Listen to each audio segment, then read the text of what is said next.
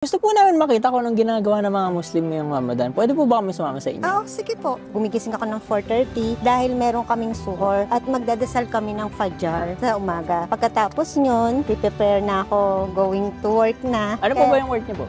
Housekeeping po.